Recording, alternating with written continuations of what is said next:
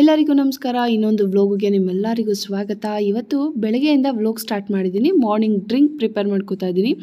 Summer ಅಲ್ವಾ, ಹಾಗಾಗಿ ಒಂದು ಸ್ವಲ್ಪ ಚೆನ್ನಾಗಿರಲಿ ಅಂತ ಟೇಸ್ಟಿಯಾಗಿ ಮಾಡ್ಕೋತಾ ಇದ್ದೀನಿ. ಏನಪ್ಪ ಅಂದರೆ ಪುದೀನ ಸೊಪ್ಪು ಹಾಕಿದ್ದೀನಿ, ಹಾಗೆ ನಿಂಬೆ ಹುಳಿ ಎರಡೂ ಚೆನ್ನಾಗಿ ಕ್ರಷ್ ಮಾಡ್ಕೊಳ್ಬೇಕು. ಆಮೇಲೆ ಚಿಯಾ ಸೀಡ್ಸ್ನ ಸೋಕ್ ಮಾಡಿ ಇಟ್ಕೊಂಡಿದ್ದೆ, ರಾತ್ರಿನೇ ನೀರಲ್ಲಿ ನೆನೆಸಿಟ್ಕೊಂಡಿರೋಂಥ ಚಿಯಾ ಸೀಡ್ಸ್ ಹಾಕ್ಕೊಂಡು ಕುಡಿತೀನಿ. ಸೊ ಇದು ಕುಡಿಯೋದ್ರಿಂದ ಹೆಲ್ತಿಗೆ ತುಂಬ ಒಳ್ಳೆಯದು. ಅದರಲ್ಲೂ PCOS ಪ್ರಾಬ್ಲಮ್ಮು, PCOD ಇರೋರಿಗೆ ಚಿಯಾ ಸೀಡ್ಸು ತುಂಬ ಒಳ್ಳೆಯದು, ಟ್ರೈ ಮಾಡಿ. ಸೊ ಡ್ರಿಂಕ್ ಈಗ ಕುಡಿದು ಮುಗಿಸಿದ್ದೀನಿ. ನೆಕ್ಸ್ಟ್ ಏನಪ್ಪ ಅಂತಂದರೆ ಬೆಳಗ್ಗೆನೇ ಇಲ್ಲಿ ಪುಡಿ ಸಾಮಾನೆಲ್ಲ ರೆಡಿಯಾಗಿತ್ತಲ್ಲ, ಅದನ್ನೆಲ್ಲ ರೆಡಿ ಮಾಡ್ಕೋತಾ ಇದ್ದಾರೆ. ಅಂದರೆ ಈಗ ಮಿಲ್ಲಿಗೆ ತೊಗೊಂಡೋಗಿ ಬೀಸೋದಕ್ಕೆ. ನನಗೆ ಗೊತ್ತಿರೋ ಪ್ರಕಾರ ಮುಂಬೈಯಲ್ಲಿ ನಮ್ಮ ಥರ ಪುಡಿ ಬೀಸುವಂಥ ಯಾವುದೇ ಮಿಲ್ಲಿಲ್ಲ. ಇದು ನಮ್ಮ ಮೊದಲನೇ ಅಟೆಂಪ್ಟ್ ಅಂತ ಹೇಳ್ಬೋದು. ನೋಡೋಣ, ಎಲ್ಲ ರೆಡಿ ಮಾಡಿಕೊಂಡು ಹೋಗ್ತೀವಿ. ಸಿಕ್ಕಿದ್ರೆ ಲಕ್ಕು, ಸಿಗಲಿಲ್ಲ ಅಂದರೆ ಏನು ಮಾಡೋದು ಅಂತ ಆಮೇಲೆ ಥಿಂಕ್ ಮಾಡೋಣ. ಸದ್ಯಕ್ಕೆ ಅವ್ರು ಏನು ಮಾಡ್ತಿದ್ದಾರೆ, ಒಣಗಿಸಿಟ್ಟಿರೋಂಥ ಮೆಣಸಿನ್ಕಾಯಿನ ಎಲ್ಲ ಕ್ರಷ್ ಮಾಡ್ಕೋತಾ ಇದ್ದಾರೆ. ಅಂದರೆ ತರಿಯಾಗಿ ಅಂದರೆ ಪೀಸಸ್ ರೀತಿ ಮಾಡ್ಕೋತಾ ಇದ್ದಾರೆ. ಇದನ್ನು ಮಾಡೋದಕ್ಕೆ ದೊಡ್ಡ ದಪ್ಪದು ಒಂದು ಕೋಲ್ ಬೇಕಂತೆ, ಇಲ್ಲ ಅಂದರೆ 1K ಆದರೂ ಓಕೆ ಅಂತೆ. ಎರಡೂ ಇಲ್ಲ ನಮ್ಮ ಮನೆಯಲ್ಲಿ, ಹಾಗಾಗಿ ಇದು ಲಟ್ಟಣಿಗೆ ಬರುತ್ತಲ್ಲ ಅದರಲ್ಲೇ ಸುಮಾರಾಗಿ ಕುಟ್ಕೋತಾ ಇದ್ದಾರೆ. ಮೆಣಸಿನ್ಕಾಯಿ ಉರಿಯೋದಿಲ್ಲ, ಹಾಗಾಗಿ ಕುಟ್ಕೊಳ್ತಾ ಇದ್ದಾರೆ. ಮಿಕ್ಕಿದಂಥ ಎಲ್ಲ ಸಾಮಗ್ರಿಗಳನ್ನು ಅಂದರೆ ಪದಾರ್ಥಗಳನ್ನು ಕೂಡ ಹುರ್ಕೊಳ್ಬೇಕು. ಸೊ ಇಲ್ಲಿ ನೋಡಿ ಡ್ರೈ ಫ್ರೈ ಮಾಡ್ಕೋತಾ ಇದ್ದೀವಿ. ಬೆಳಗಿನ ತಿಂಡಿ ಮಾಡ್ತಾ ಇಲ್ಲ ನಾನು, ಡೈರೆಕ್ಟ್ ಉಪ್ಸಾರು ಮಾಡೋಣ, ಸೊಪ್ಪು ಉಪ್ಸಾರು ಅಂತ ಅಂದ್ಕೊಂಡಿದ್ದೀನಿ. ಯಾಕೆಂದರೆ ಇದೆಲ್ಲ ಮುಗಿಯೋಷ್ಟರಲ್ಲಿ ಒಂದು 11-11:30 ಆಗುತ್ತೆ. ಈಗ ತಿಂಡಿ ಮತ್ತು ಮಧ್ಯಾಹ್ನ ಊಟ ಎರಡು ಸೇರಿಸಿ ಬ್ರಂಚ್ ಮಾಡಿಬಿಡೋಣ ಅಂತ ಪ್ಲ್ಯಾನ್ ಮಾಡ್ಕೊಂಡಿದ್ದೀನಿ. ಬೆಳಗ್ಗೆನೇ ಕೆಲಸ ಮಾಡ್ತಾ ಇದ್ದೀವಿ. ಆಮೇಲೆ ಬಿಸಿಲು ಇರುತ್ತೆ, ತುಂಬ ಶೆಕೆ ಅನಿಸುತ್ತೆ ಅಡುಗೆ ಮನೇಲಿ ನಿಂತ್ಕೊಳ್ಳೋಕ್ಕೆ. ಮತ್ತು ಇನ್ನೊಂದು ಮಿಲ್ ಹುಡ್ಕೋದಕ್ಕೂ ಈಸಿ ಆಗುತ್ತೆ. ಇರೋದೇ ಒಂದೇ ಮಿಲ್ಲು, ಅದರಲ್ಲೇ ರಾಗಿ, ಗೋಧಿ, ಅಕ್ಕಿ ಮತ್ತು ಬೇರೆ ಏನೇ ಇದ್ರೂ ಅದೊಂದಕ್ಕೆ ಹಾಕಬೇಕು. ಆದರೆ ಪುಡಿಗೆ ಹಂಗೆ ಮಾಡೋಕ್ಕಾಗಲ್ವಲ್ಲ, ಹಾಗಾಗಿ ಬೆಳಗ್ಗೆನೇ ಎಲ್ಲ ರೆಡಿ ಮಾಡಿಟ್ಕೊಂಡು ಹೊರಗಡೆ ಎಲ್ಲಾದರೂ ಒಂದು ಕಡೆ ಸಿಗ್ಬೋದೇನೋ ಅನ್ನೋ ಹೋಪ್ಸಲ್ಲಿ ಕೆಲಸ ಬೇಗ ಮಾಡ್ತಾಯಿದ್ದೀವಿ. ಹಾಗೇನೆ ಮತ್ತೆ ಇದು ಮೊದಲನೇ ಸಲ ನನಗೆ ಪುಡಿ ಮಾಡಿಕೊಡ್ತಾ ಇರೋದು. ಇಷ್ಟು ವರ್ಷ ಅಮ್ಮನೇ ಕೊಡ್ತಾಯಿದ್ರು, ಈಗ ಮೊದಲನೇ ಸಲ ಅತ್ತೆ ಇಲ್ಲ ನನ್ನ ಕೈಲೂ ರುಚಿ ನೋಡಿ ಯಾವ ರೀತಿ ಇರುತ್ತೆ ಪುಡಿ ಅಂತ ಹೇಳಿದ್ದಾರೆ. ಸೊ ಹಾಗಾಗಿ ಅವ್ರ ಕೈಲಿ ಮಾಡಿಸ್ತಾ ಇದ್ದೀನಿ. ಹಾಗೆ ಸೊಪ್ಪು ತೊಳೆದಿಟ್ಟಿದ್ದೀನಿ, ಉಪ್ಸಾರು ಮಾಡಬೇಕು, ಸೊಪ್ಪು ಉಪ್ಸಾರು. ಹಾಗೆ ಈ ಪುಡಿ ಮಾಡ್ಕೊಳ್ಳೋದು ಹೇಗೆ ಅಂತ ನಾನು ತೋರಿಸ್ತಾ ಇಲ್ಲ, ಯಾಕೆಂದರೆ ಪ್ರತಿಯೊಬ್ಬರು ಮನೆಯಲ್ಲೂ ಪುಡಿ ಮಾಡ್ಕೊಳ್ತೀವಿ. ಅವ್ರವ್ರ ಟೇಸ್ಟ್ ಅನುಗುಣವಾಗಿರುತ್ತೆ. ಅವ್ರ ಮನೆಯಲ್ಲಿ ಮೊದಲಿಂದ ಯಾವ ರೀತಿ ತಿನ್ಕೊಂಡು ಬಂದಿರ್ತಾರೋ ಅದೇ ರುಚಿ ಬೇಕು ಅನಿಸ್ತಾ ಇರುತ್ತೆ. ಹೊಸ್ದಾಗಿ ಹೇಳಿದಾಗ ಎಕ್ಸ್ಪೆರಿಮೆಂಟ್ ಮಾಡಲ್ಲ ಯಾರೂ, ಹಾಗಾಗಿ ನಾನು ಈ ರೆಸಿಪಿನ ತೋರಿಸ್ತಾ ಇಲ್ಲ. ಯಾಕೆಂದರೆ ನನಗೂ ಇದು ಮೊದಲನೇ ಸಲ ನಮ್ಮ ಅತ್ತೆ ಮಾಡಿಕೊಡ್ತಾ ಇರೋದಲ್ಲ. ಫಸ್ಟು ನಾನು ರುಚಿ ನೋಡಿಬಿಟ್ಟು ಆಮೇಲೆ ಶೇರ್ ಮಾಡ್ತೀನಿ. ತುಂಬ ಕಡೆ ಹುಡ್ಕೋದ್ಮೇಲೆ ಕೊನೆಗೆ ಈ ರೀತಿ ಮಿಲ್ ಸಿಕ್ಕಿದೆ ನೋಡಿ. ನಮ್ಮ ಥರ ಬೀಸುವಂಥ ಮಿಲ್ಲಲ್ಲ, 1Kಲಿ ಕುಟ್ಟುವಂಥದ್ದು. ಸೊ ಈಗ ಮಾಡೋದ್ರಿಂದ ಪುಡಿ ಚೆನ್ನಾಗಾಗಲ್ಲ ಅಂತ ಹೇಳ್ತಾ ಇದ್ದಾರೆ, ನೋಡಬೇಕು. ಸದ್ಯಕ್ಕೆ ಈಗ ಅಲ್ಲಿ ಕುಟ್ಟಿಸ್ಕೊಳ್ತಾ ಇದ್ದೀವಿ.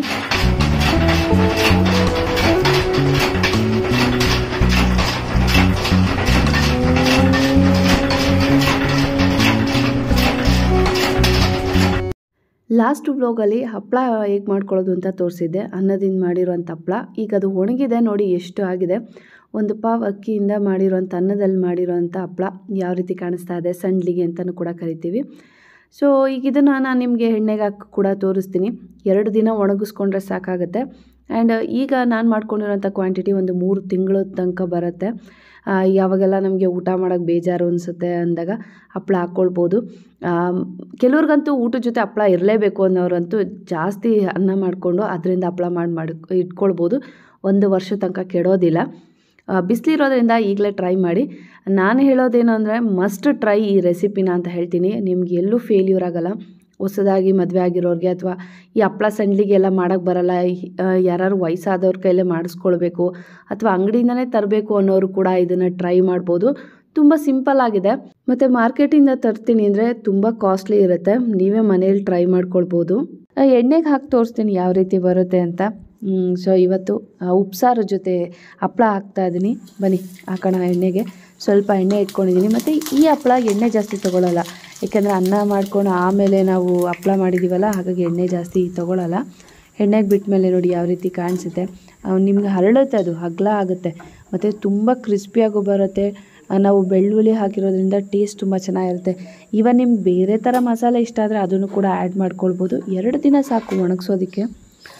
ರುಚಿಯಾದಂಥ ಹಪ್ಪಳ ರೆಡಿ ಆಗಿಬಿಡುತ್ತೆ. ನಿಮಗೆ ಅಡುಗೆನೇ ಮಾಡೋಕ್ಕೆ ಬರಲ್ಲ ಅಥವಾ ಹೊಸದಾಗಿ ಮದುವೆ ಆಗಿದ್ದೀರಾ, ಇದೆಲ್ಲ ಬರಲ್ಲ, ಇನ್ನೊಬ್ಬರ ಮೇಲೆ ಡಿಪೆಂಡ್ ಆಗಿದ್ದೀರಾ ಅಥವಾ ಅಂಗಡೀಲಿ ತರಬೇಕು ಅನ್ನೋರು ಕೂಡ ಇದನ್ನು ಟ್ರೈ ಮಾಡ್ಕೊಳ್ಬೋದು. ಅಷ್ಟು ಸಿಂಪಲ್ಲಾಗಿ ಈಸಿಯಾಗಿ ಮಾಡೋದನ್ನ ನಾನು ತೋರಿಸ್ಕೊಟ್ಟಿದ್ದೀನಿ.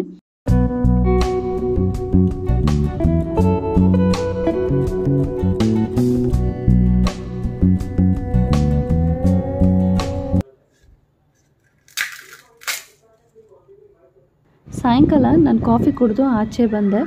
ಸೊ ನಾನು ಇದೊಂದು ನೋಡಿದೆ. ಇದನ್ನು ಹೆಂಗೆ ಅಂದರೆ ಧೂಮಕೇತು ರೀತಿ ಕಾಣಿಸ್ತಾ ಇತ್ತು. ಇದು ರಾಕೆಟಾ ಅಥವಾ ಜೆಟ್ಟಾ ಗೊತ್ತಿಲ್ಲ, ಬಟ್ ತುಂಬಾ ಚೆನ್ನಾಗಿ ಕಾಣ್ತಾ ಇತ್ತು.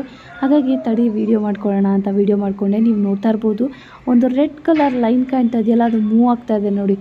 ಸೊ ಇದು ಜೆಟ್ ಇರ್ಬೋದು ಅಥವಾ ರಾಕೆಟ್ ಇರ್ಬೋದು, ಅದು ನಂಗೆ ಗೊತ್ತಿಲ್ಲ, ಬಟ್ ನೋಡೋದಕ್ಕೆ ಧೂಮಕೇತು ರೀತಿ ಕಾಣಿಸ್ತಾ ಇತ್ತು. ಎಕ್ಸಾಮ್ ಮುಗಿಯೋ ಟೈಮಲ್ಲಿ ನೋಡಿ ಯಾವ ರೀತಿ ಮಾಡ್ಕೊಂಡಿದ್ದಾನೆ. ಸಡನ್ನಾಗಿ ಈ ರೀತಿ ಆಯಿತು. ಆ್ಯಕ್ಚುಲಿ ಅವನಿಗೆ ಮೂಗು ಕಟ್ಕೊಂಡಿತ್ತು, ಜ್ವರ ಬೇರೆ ಇತ್ತು. ಸೊ ಅದಕ್ಕೋಸ್ಕರ ನಾನೇನು ಮಾಡಿದೆ, ನೀರು ಕಾಯಿಸ್ಬಿಟ್ಟು ಕೊಟ್ಟಿದ್ದೆ. ಅದನ್ನು ಸ್ಟೀಮ್ ತಗೋ ಇಶಾನ್ ಅಂತ. ಬಟ್ ಅವನು ಹೇಗೆ ಕಾಲ ಮೇಲೆ ಹಾಕ್ಕೊಂಡೋ ಗೊತ್ತಿಲ್ಲ, ಸುಡೋ ನೀರು ಕಾಲ ಮೇಲೆ ಹಾಕ್ಕೊಂಡು ದೊಡ್ಡದಾಗಿ ಗಾಯ ಮಾಡ್ಕೊಂಡಿದ್ದಾನೆ. ಡಾಕ್ಟ್ರ್ ಹತ್ರ ಕರ್ಕೊಂಡೋಗಿ ಡ್ರೆಸ್ಸಿಂಗ್ ಮಾಡಿಸಿದ್ವಿ. ಡಾಕ್ಟ್ರು ಹೇಳಿದ್ರು 15 ಡೇಸ್ ಎವ್ರಿ ಡೇ ಡ್ರೆಸ್ಸಿಂಗ್ ಮಾಡಬೇಕು ಅಂತ, ಮತ್ತು ಮೆಡಿಸನ್ ಎಲ್ಲ ಕೊಟ್ಟಿದ್ದಾರೆ, ನೀಟಾಗಿ ನೋಡ್ಕೊಳ್ಳಿ ಅಂತ. ಆಲ್ ಆಫ್ ಸಡನ್ ಹಿಂಗೆ ಆಗಿಬಿಡ್ತು. ನಾನು ಈ ಥರ ಅಂದ್ಕೊಂಡೇ ಇರಲಿಲ್ಲ ಹಿಂಗೆ ಮಾಡ್ಕೋತಾನೆ ಅಂತ. ಪಾಪ ತುಂಬ ಹತ್ತದ, ಸಖತ್ತು ಉರಿತಾ ಇದೆ ಅಂತ. ಸೊ ಈಗ ಅವ್ನಿಗೊಂಚೂರು ಖುಷಿ ಪಡಿಸೋಣ ಅಂತ ಹೊರಗಡೆ ಕರ್ಕೊಂಡೋಗೋಣ ಅಂತ ಕರ್ಕೊಂಡು ಹೋಗ್ತಾ ಇದ್ದೀವಿ. ಸೊ ಇಲ್ಲೇ ಮನೆ ಹತ್ರನೇ ಒಂದು ಫೇಮಸ್ ಅಂಗಡಿ ಇದೆ, ವಡಾಪಾವ್ ಮತ್ತು ಬ್ರೆಡ್ ಆಮ್ಲೆಟ್ ತುಂಬ ಚೆನ್ನಾಗಿ ಹಾಕ್ತಾರೆ. ಸಿಕ್ಕಾಬಟ್ಟೆ ರಶ್ ಇರುತ್ತೆ. ಇದೇ ರೀತಿ ಕ್ರೌಡು ಯಾವಾಗ್ಲೂ. 5 ನಿಮಿಷಕ್ಕೆ ಒಂದ್ಸಲ ಈ ಥರ ಜನ ತುಂಬ್ಕೋತಾರೆ. ಇವ್ರ ಹತ್ರ ಕ್ಯೂವಲ್ಲಿ ನಿಂತ್ಕೊಂಡು ತೊಗೊಳ್ಬೇಕು, ಅಷ್ಟು ಜನ. ಮತ್ತು ಅಷ್ಟೇ ಟೇಸ್ಟಿಯಾಗಿರುತ್ತೆ, ಹಾಗೆ ಹೈಜೆನಿಕ್ಕಾಗೂ ಇದೆ. ನೀಟಾಗೆಲ್ಲ ಪ್ರಿಪೇರ್ ಮಾಡ್ತಾರೆ. ನನ್ನ ಫ್ರೆಂಡ್ ಸಜೆಸ್ಟ್ ಮಾಡಿದರು ಇಲ್ಲಿ ಒಂದ್ಸಲ ಟೇಸ್ಟ್ ಮಾಡೋದು ತುಂಬ ಚೆನ್ನಾಗಿರುತ್ತೆ ಅಂತ. ಹಾಗಾಗಿ ಇಶಾನ್ಗೋಸ್ಕರ ಅವನಿಗೆ ಮೂಡ್ ಡೈವರ್ಟ್ ಮಾಡಬೇಕಲ್ವ, ಅದಕ್ಕೋಸ್ಕರ ಆಚೆ ಬಂದಿದ್ವಿ. ಇಲ್ಲಿ ತಿಂತಾ ಇದ್ವಿ.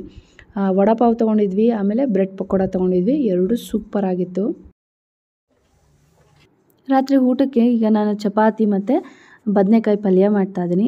ಪಲ್ಯ ಅಥವಾ ಚಟ್ನಿ ಏನಾದರೂ ಹೇಳ್ಬೋದು, ಇವನ್ ಗೊಜ್ಜು ಅಂತಲೂ ಕೂಡ ಕರಿಬೋದು. ಫಸ್ಟು ಒಂದು ದಪ್ಪ ಬದನೆಕಾಯಿ ತೊಗೊಂಡಿದ್ದೀನಿ. ಇಲ್ಲೆಲ್ಲ ಸಿಗೋದು ಈ ಕಲರ್ ಬದನೆಕಾಯಿ. ಇನ್ನು ನಮ್ಮ ಸೈಡ್ ಅಂದರೆ ನಮ್ಮ ಕರ್ನಾಟಕದಲ್ಲೆಲ್ಲ ಸಿಗೋದು ಬಿಳಿದು ಗುಂಡು ಬದನೆಕಾಯಿ ಥರ ಸಿಗುತ್ತೆ. ಅದರಲ್ಲೂ ಕೂಡ ನೀವು ಇದೇ ರೀತಿ ಚಟ್ನಿ ಮಾಡ್ಕೊಳ್ಬೋದು. ಫಸ್ಟ್ ಏನು ಮಾಡಬೇಕು, ಬದನೆಕಾಯಿನ ಸ್ವಲ್ಪ ಸ್ಲಿಟ್ ಮಾಡಿ ನೋಡ್ಕೋಬೇಕು, ಹುಳ ಬಂದಿದೆಯಾ ಇಲ್ವಾ ಅಂತ.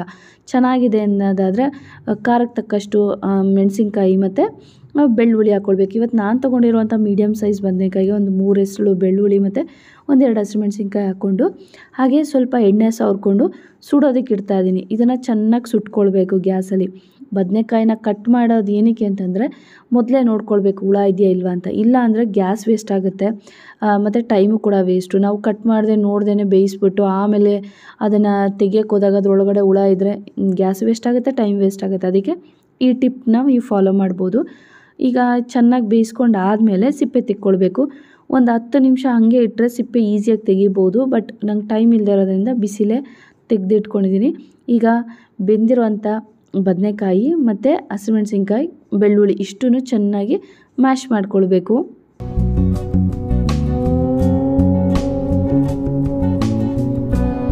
ಮ್ಯಾಶ್ ಮಾಡ್ಕೊಂಡು ಆಗಿದೆ ಇದು. ಇದನ್ನು ಸೈಡ್ಗೆ ಇಟ್ಬಿಟ್ಟು ಒಗ್ಗರಣೆ ಹಾಕ್ಕೊಳ್ಳೋಣ. ಫಸ್ಟು ನಾನೊಂದು ಬಾಣಲಿ ಇಟ್ಟಿದ್ದೀನಿ, ಅದಕ್ಕೆ ಸ್ವಲ್ಪ ಎಣ್ಣೆ ಹಾಕ್ಕೊಂಡಿದ್ದೀನಿ. ಎಣ್ಣೆ ಕಾದ್ಮೇಲೆ ಇದಕ್ಕೆ ಜೀರಿಗೆ ಹಾಕ್ಕೊಳ್ಬೇಕು. ಸೊ ಜೀರಿಗೆನೂ ಕೂಡ ನೋಡಿ ಚಿಟಪಟ ಅಂತ ಇದೆ. ನೆಕ್ಸ್ಟು ಹಿಂಗು, ಬದನೆಕಾಯಿ ಯೂಸ್ ಮಾಡೋದ್ರಿಂದ ಮರಿದಂತೆ ಹಿಂಗೆ ಹಾಕ್ಕೊಳ್ಬೇಕು. ಒಂದು ಫ್ಲೇವರ್ ಚೆನ್ನಾಗಿರುತ್ತೆ, ಇನ್ನೊಂದು ಡೈಜೆಷನ್ ಕೂಡ ಚೆನ್ನಾಗಾಗುತ್ತೆ.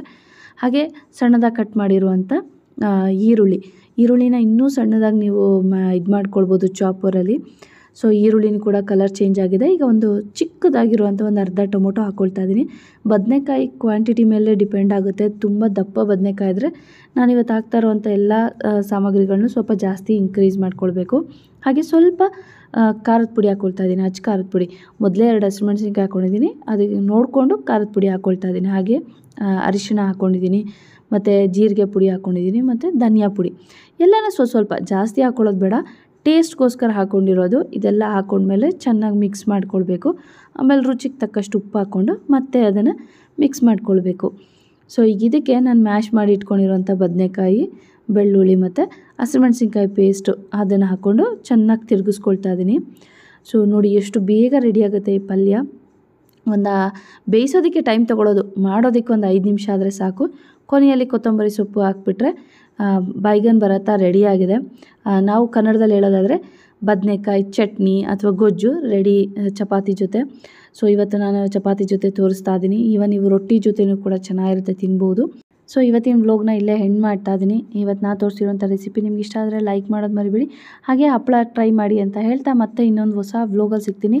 ನೀವು ಇನ್ನೂ ನನ್ನ ಚಾನಲ್ ಸಬ್ಸ್ಕ್ರೈಬ್ ಮಾಡ್ಕೊಳ್ಳದೆ ನೋಡ್ತಾ ಇದ್ದರೆ ಪ್ಲೀಸ್ ಇವಾಗಲೇ ಸಬ್ಸ್ಕ್ರೈಬ್ ಮಾಡ್ಕೊಳ್ಳಿ. ಮತ್ತೆ ಸಿಗೋಣ, ಬಾಯ್.